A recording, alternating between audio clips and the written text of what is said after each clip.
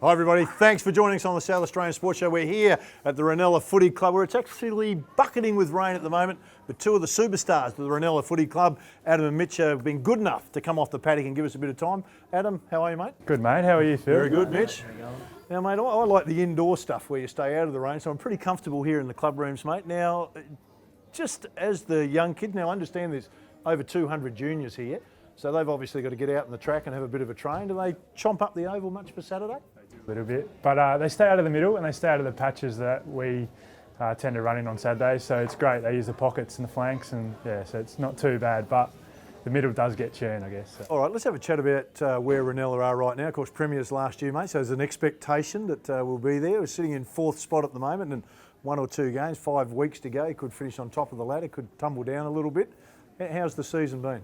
It's been tough. We've had a lot of injuries, so but yeah, we've got 4 tough games to finish off the season, including tomorrow as well. So if we can get on a roll, then we'll hopefully get up in that top 2 position. But yeah, as you say, you lose a couple in a row, or then you tend to fall down. So hopefully, yeah, all up from here. So. Now, Mitch, you're with the Crows, so you got to train with the Crows on Tuesday night, then back here on Thursday night. How's that transition this year for you? Yeah, start of the year was it took me a little while to find my feet, going to and fro. But when the boys got around me and I just sort of slotted back in when I came back. So yeah, I found it relatively easy. All right, last couple of weeks you've had to play with the Crows, and you've got to come back and play. You haven't had that gap to come back and play. What do you think that'll be like? Hopefully, I'll find my feet again and just do the team thing, slot back in and just play my role. And go from there. So is the pressure on the co-captains, mate, or the captains to try and make the transition easier, or does Adam just give you a wide berth and say, they just don't train just us, don't want anything to do with you? They're good about it.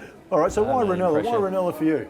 I grew up around the corner from here. I had a few mates that played here juniors, and I actually played basketball as a junior. So once I'd finished playing basketball, I wanted to come out and play some footy. I came out to Reynella, and naturally I've just stayed on here from the juniors. So. But you've had a bit of a transition too, mate. You spent some time overseas. You were in London for a couple of years, and then played some footy over there. But is it almost a mini break for 2 years to come back? Did the body take a while to get back into it? Yeah, it was, and obviously playing a bit of footy over there was good, but it was 10-game seasons. It was more of a social thing than anything. So it did take a bit to get back into it in 2013 when I come back. So. But yeah, obviously slowly over the season as it went on, I got back into it. So. All right, let's just talk about 2015, premiership year for the club. 2016, heading in the right direction. Does it get mentioned? Is it mentioned at all that we did this last year, so we've got to repeat it this year? Yeah, we do talk about it. Obviously, we've never gone back to back before, so that would be, that's the goal. But you just take it week by week and just play it out and see how it goes, I suppose. When you're younger, you kind of think that and I'll come to you in a minute, Adam, because you're a bit more worldly, mate. So you kind of think, well, we're going to play in a premiership every year. A lot of things get taken for granted when you're younger. They do. Had the veterans say, mate, you need to take this opportunity while you can, because they don't come around that easy. Yeah, we've actually got a few older blokes that played 2013, 2010. Adam played both those, and they stress that they don't just come to you. You got to work for them. So yeah, you just do the hard yards and. Yeah, come finals time, you just make sure you're there, I suppose. You've been through it, Adam, so you kind of know that there's an opportunity when you're young. You kind of take it for granted. Yeah. Now you're at the other end. Do you see the value now, the importance of grabbing it when you can that you didn't see when you were younger? Absolutely. Like 2010 when we won it, I don't remember anything of the game. I don't remember the celebrations after. It was just all one of those things that, because we hadn't won one for 33 years, it was very just I don't know. But yeah, then 2013, 2015, just sort of took it for granted a bit more. I actually remember last year, 2015, when we played, running over into you in the last quarter. You might not remember it because you were in one of those. It was your first one. I think there was a photo of it, wasn't it? Maybe, but I just sort of said we've got it. 5 minutes to go because we were ahead enough, and I was sort of just lapping it up. But as a first-time premiership player, or the guys that were playing in their first one, it might have been a bit different. Just it's all happening so fast. So I know don't celebrate too quickly, but just to be able to lap it up and enjoy it was good, and because I've been there before. Can you cover on that, Mitch? I mean, for you, did it seem like that? Like, it was good we won, but it just happens all the time. It's not that big a deal. I mean, big deal that you won it. Yeah, it was a massive deal because I was only 18, and I was overwhelmed the whole day, the build up, playing a big crowd in front of a big crowd like that. And then once you won it, then you lap it up. So yeah, it was Southern Footy League's a pretty tough league. I mean, Yeah. it's pretty important to have some big sponsors. I mean, I know you've got air diffusion agencies. Bill's a great supporter of the club. Could you imagine the club surviving without those characters around? No, definitely not. Just couldn't do it? And it's the sponsors, it's the volunteers, it's everyone around the footy club that make it tick. I mean, yeah, the players probably, especially in premiership years, get all the glory and that, but it's the behind the scenes sponsors and volunteers that really make it tick. So, and we've got some great ones here that have stuck on for years and years. So guys that float in and out of the club maybe don't take it for granted a little bit maybe, but yeah, those of us that have been here for a few years, yeah. You know, when you win the premiership, there's those guys you talk about, the volunteers. It means as much to them as it means to you guys. Is that kind of you know, they talk about the community part of a footy club or the family part of it. Do you sense that after the win, you know, the guys that look after the jumpers, the guys that look after the footies, they're actually more excited than some of the players? Yeah, absolutely. And that's, you get around to those guys on premiership night, you know, when after you have one and buy them a beer and just tell them what it means to you and talk about those sorts of things, because you don't really talk about those things during the season, and then when it does happen you get to share the stories, and it means as much to them as it does to us players, I think. So because they've been around and seen the club in the lows and seen us in the highs. So. Right, Mitch, going from the Crows, coming back here, are there a lot of guys with the guys that you're playing with right now, the Crows, that have got premiership experience? I think there's a few. Yep. A lot of those blokes, they played in the amateur footy league, so I think there's about 4 or 5 of them that have won flags.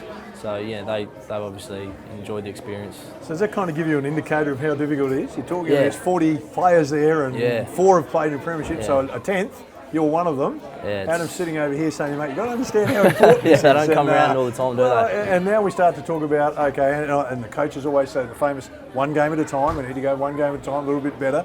But now we're talking back-to-back possibilities. I don't want to put too much pressure on you, but do you understand how rare that opportunity could be for you as a young guy? I mean, you know, some people don't even experience playing finals footy, let alone a flag, and then, you know, possibility of back-to-back. So it's, you can't take it for granted, and you just got to be...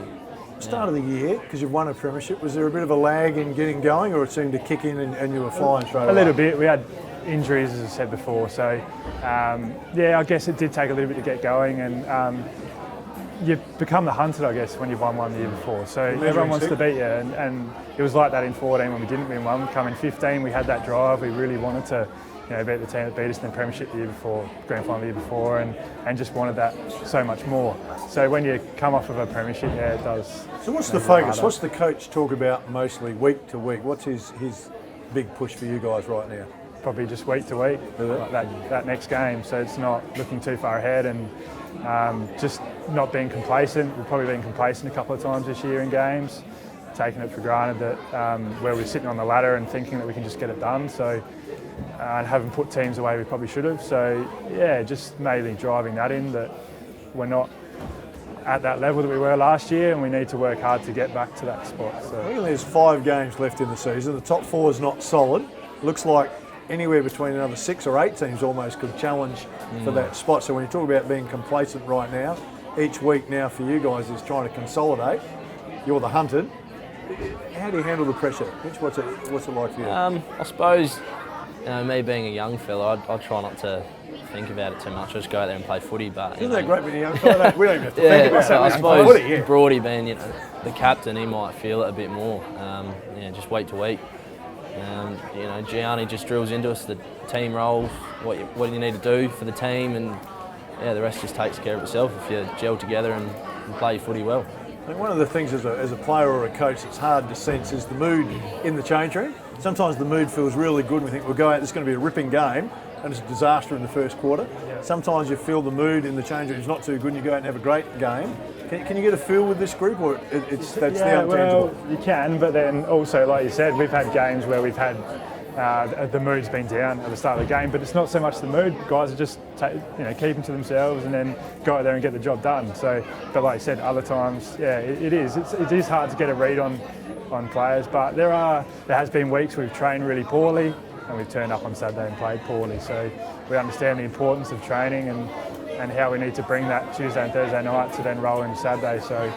But in terms of before a game, you don't know what you're going to get sometimes. But you just got to make sure get the boys up and everyone's on the same page to go out there and start well. So, yeah. All right, boys, we've got to go. Stay with us. Still plenty to come on the show. Adam and Mitch, good luck for Reynella in the finals. We'll follow it with interest. Stay with us. Still plenty to come. We're down here in Victoria Square checking out some of the action. Now Bubble Sports are down here thanks to the Adelaide City Council, and the kids, adults, everyone of all ages are down here. Let's check out what they've got in store. Bubble Sports, or Bubble Soccer as it's commonly known, is centred around players wearing large, durable suits with the only role to shoot a goal, making it a great activity for siblings and families. It was fun, it was awesome, I love it. Yeah, I was upside down, it was fun. And I was bumping into my brothers and my brothers pushed me over and I couldn't get up. Just having fun and smashing my brother. Bubble Sports were one of the first companies to start up in Australia, rolling out the business idea in 2014 after owner and national manager Chris saw a video that went viral of a Norwegian soccer team wanting to spruce up the sport. They wanted to do some novel side of soccer, something that was different, add a new flair. So they actually got two professional teams to play against each other in suits, and they were commentating. It went worldwide viral, and that's how we heard about it, and that's how all the other countries all around have heard about it. And now it is literally a worldwide phenomenon. We play soccer, we do Red Rover, we do wrestling, we do somersault races, forwards, backwards, lots of different activities. If people come up with a game mode, we'll play in the suits. Bubble Sports has caught the eyes of many sporting teams, businesses, party planners, and even the Adelaide City Council, who set up this free event in Victoria Square as a holiday initiative. The bubbles are easy to use, and thanks to their durable plastic, will keep you safe. Our bubbles have got like a backpack strap in there and handles. So the idea is if you get in the suit nice and comfy, the suit will keep you in place. So you've got a big plastic bubble all the way around you. It's air-filled, so it's a very cushiony. And also the great thing about it is that the suit is in a position so you get head coverage from top, say 20 to 30 centimetres above your head, right down to just above your knees. So you're protected in that whole top half of your body, allowing people to just keep bumping into each other and be very safe in the process. We have as young as 2, surprisingly enough, and when we have 2-year-olds, so in between 2 and 4, it's very much a child and parent experience. So we'd have the parents out there with them the whole time, and the parents will roll them around. They might have a couple of kids out there, and then we go right up to any age bracket. We've got suits that are catered for young kids, they'll be small, and we've got suits that are very large for adults of any size. Yeah. What's the oldest person you've had come out? So we've had at different birthday parties, the grandparents get involved. They've gone in there so they can beat up their 2, 3, 4, 5, 6-year-old grandchildren, and they've had a blast. After watching the bubbly kids running around on the lawn in Victoria Square, we couldn't resist strapping ourselves in and rolling around for some somersault action. These bubbles are just like backpacks, except extreme versions. Now they come in different shapes and sizes, so they're suited to adults and children, and everyone has a ball. Brittany Evans for the SA Sports Show.